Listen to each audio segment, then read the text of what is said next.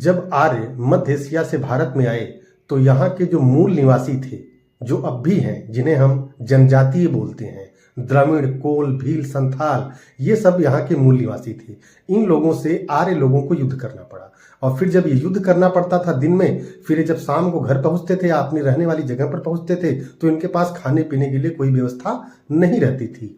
तो इन आर्यों ने मिल करके बहुत सोच समझ करके जो है वर्ण व्यवस्था की शुरुआत की। वर्ण व्यवस्था में 4 वर्ण आते हैं। पहला वर्ण होता है ब्राह्मण का। तो आर्य लोगों ने अपने में से ऐसे व्यक्ति को चुना जो कि दिमाग से तेज हो और शरीर से कमजोर, ऐसे लोगों को उन्होंने ब्राह्मण करार दिया और वो ब्राह्मण जो है वह आर्य लोगों के बच्चों को जो है शिक्षा देने का काम करेगा। और दूसरे नंबर पर आए क्षत्रिय। क्षत्रिय जो लोग शरीर से मजबूत थे और दिमाग से कमजोर थे, उन्हें क्षत्रिय का नाम दे दिया गया कि मतलब ये लोग युद्ध करेंगे।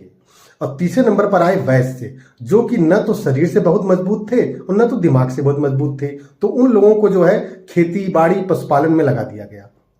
चौथे नंबर पर आए शूद्र, जो कि बिल्कुल शरीर से भी कमजोर थे और दिमाग से भी बहुत कमजोर थे। तो ऐसे लोगों को इन तीनों वर्गों की सेवा करने के लिए लगा दिया गया और ये वर्ण व्यवस्था उस समय बन गई उसके कर्म के आधार पर। जो व्यक्ति, जो बच्चा पैदा होगा, वह उसके अंदर कौन कौन से गुण है, शरीर से मजबूत है या दिमाग से मजबूत है या दोनों से मजबूत नहीं है या दोनों से बिल्कुल भी मजबूत नहीं है। तो ऐसे वैसे वर्ण व्यवस्था बनाई गई ताकि आर्य यहां अच्छी तरह से भारत में अपने आप को विकसित कर सके। लेकिन आगे चल करके ये वर्ण व्यवस्था जो है जाति व्यवस्था में कन्वर्ट हो गई, क्योंकि इसको जो है जन्म के स्थान पर इसको मान लिया गया। क्षत्रिय जो है उसका लड़का हमेशा क्षत्रिय रहेगा, ब्राह्मण का लड़का जो है हमेशा ब्राह्मण रहेगा, शूद्र का लड़का शूद्र रहेगा और वैश्य का वैश्य रहेगा। और इसी वजह से भारत में जाति व्यवस्था की शुरुआत हुई है। और जिस जाति व्यवस्था से जितना बड़ा नुकसान भारत देश का हुआ है, इतना बड़ा नुकसान शायद ही दुनिया के किसी देश में हुआ हो।